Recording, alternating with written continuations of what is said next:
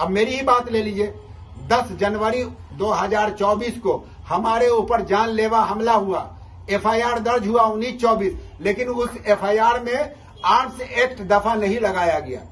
जब मैंने डीएसपी साहब से या थाना प्रभारी जी से बात किया, आर्म्स एक्ट नहीं लगा है, तो डीएसपी साहब कह रहे हैं कि गोली नहीं न चला था, गोली चलता तो आर्म्स एक्ट लगा। हम पंचायत वासी से आग्रह करेंगे कि सभी इस मुद्दे पर में एकजुट होकर के सुर में सुर मिला करके इन आंदोलनकारियों के समर्थन में आकर के और अविलंब उस तालाब की जमीन को बचाने के लिए और प्रशासन के साथ में खड़ा होकर के इस आंदोलन को आगे बढ़ाने का कार्य करें। काफी दुर्भाग्यपूर्ण है, पूरी दुनिया आज जल और जलवायु संकट से जूझ रही है और दरभंगा सहित पूरे ये मिथिला क्षेत्र, पिछले दिनों आप लोग देखे होंगे जो गांव-गांव में पानी की किल्लत थी और गांव-गांव में पानी टैंकर से पहुंचाया जा रहा था।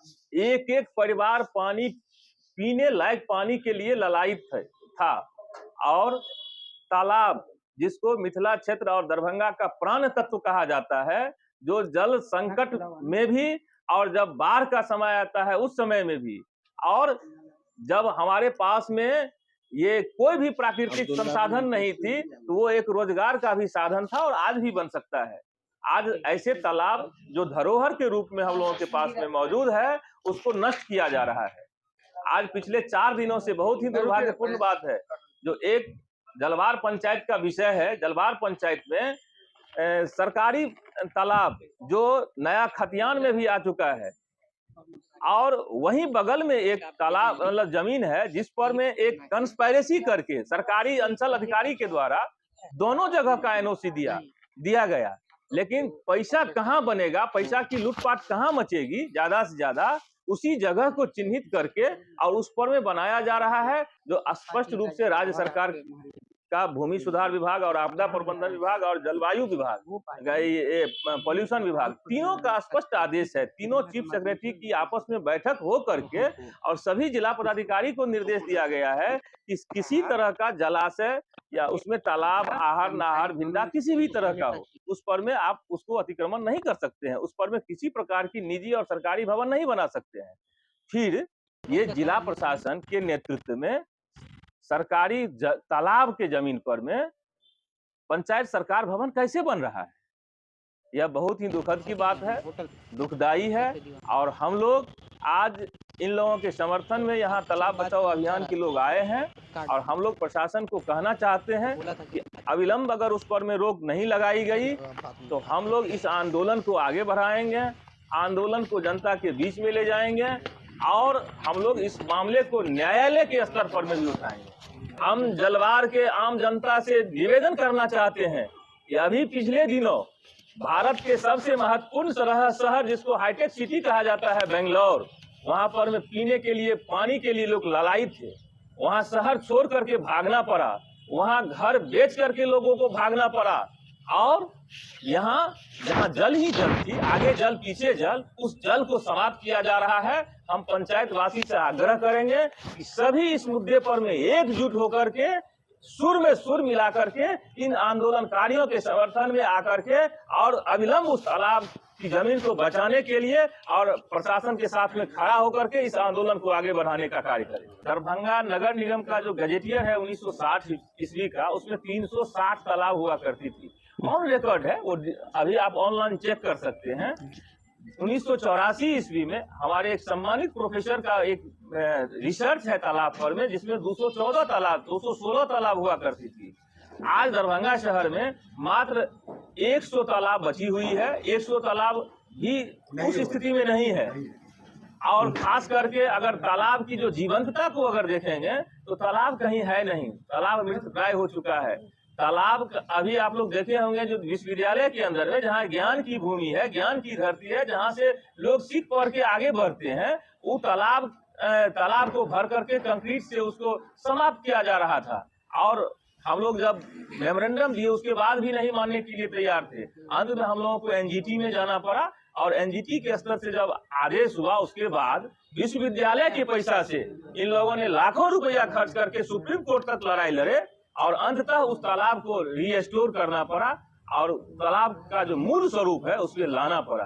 तो हम इसी को उदाहरण देते हुए कहना चाहेंगे जिला प्रशासन से भी, अन्य जनप्रतिनिधि से भी कि किसी भी तरह के तालाब को कंक्रीट से न भरें, उसको प्रदूषित होने से बचावें। मैं मीडिया वालों का शुक्रगुजार हूँ।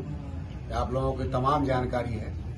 हम लोगों ने डीएम साहब को चाहे वो 50 तालाब का सूची बनाई है, जो सूची के साथ 2018-19 से दे रहे हैं। जो आपने बताया नेशनल के पीछे तालाब या पुरानी मुंसूफी में या मान लिया कि वार्ड नंबर 29 में जो है आपको खान चौक पर एक तालाब था, जो जमीन जिसपे नगर निगम पूरी प्रशासन गई थी रोकने के लिए और रोक दिया था उसको तालाब को भरने के लिए।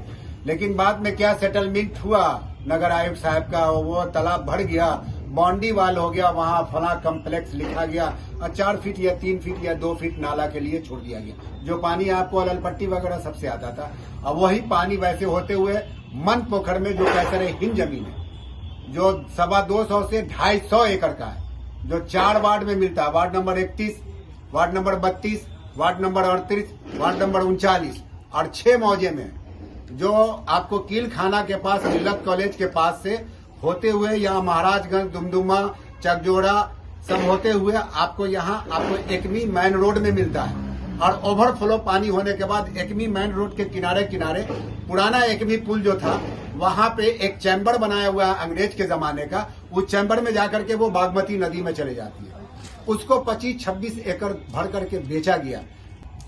उसके बारे में आपने पूछा तो DCLR साहब को परमंडलीय आयुक्त साहब की चिट्ठी गई थी, जिसके बारे में उन्होंने हमको फोन किया था और हमसे पेपर मांगा था। तो मैंने उनसे सवाल किया था कि कैसर हिंद गैर मजरूआ आम गैर मजरूआ खास जमीन का मालिक कौन होता है, तो उन्होंने कहा कि वो हम होते हैं।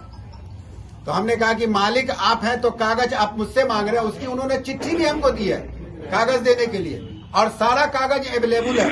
ऐसा कुछ नहीं कि अवेलेबल नहीं है, ये बिहार सरकार का गाइडलाइन है कि तमाम पुराना खतियान जो है वो सीओ के पास है, ब्लॉक स्तर पे है, कोई गायब नहीं है। ये सब मिली भगत है, ये पूरा बिहार के बड़े बड़े नेता इस पे मिले हुए हैं और सब चैनल बना हुआ है।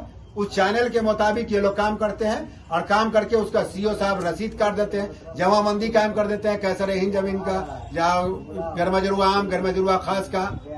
डीएम साहब कहते हैं कि आप क्या नाम है कि कोर्ट में जाइए। बिल्कुल, जब ये सवाल आपने कर दिया तो आपको बता देते हैं। सन 2010 में आईजी साहब दरभंगा रिपोर्ट कर रहे हैं, प्रमंडलीय आयुक्त के आदेश पे जांच करके रिपोर्ट कर रहे हैं कि थाना लहरियासराय भूमि माफियाओं के इशारे पे चलती है। और 2013 में एसपी साहब दरभंगा वो रिपोर्ट कर रहे हैं कि इस लहरियासराय थाना भूमि माफियाओं के इशारे पे चलती है, उसके अधीन चलती है। इंशाअल्लाह आप लोगों का हेल्प और अल्लाह की मदद रही तो इंशाअल्लाह सारे जितने भी तालाब जितने भी माफियाओं ने भर करके समाप्त कर चुके हैं। जैसे राष्ट्रोली में तालाब था जिसको फकीरा खां तालाब के नाम से जाना जाता था, लमसम 10-12 एकड़ का था। उस तालाब को भरने जा रहे थे, माफियाओं ने उसका विरोध किया, परवेज ने, माफियाओं ने उसको मार दिया। दुमदुमा पोखर का भरा जा रहा था, जिसका विरोध किया जीपी साहब Darbhanga, GP bar association Moinuddin साहब, उनको मार दिया गया। लेकिन प्रशासन ने आज तक कुछ नहीं किया। अब मेरी ही बात ले लीजिए, 10 जनवरी 2024 को हमारे ऊपर जानलेवा हमला हुआ, FIR दर्ज हुआ 19-24, लेकिन उस FIR में आर्म्स एक्ट दफा नहीं लगाया गया। जब मैंने DSP साहब से थाना प्रभारी जी से बात किया, आर्म्स एक्ट नहीं लगा है, तो DSP साहब कह रहे हैं कि गोली नहीं न चला था, गोली चलता तो आर्म्स एक्ट लगता।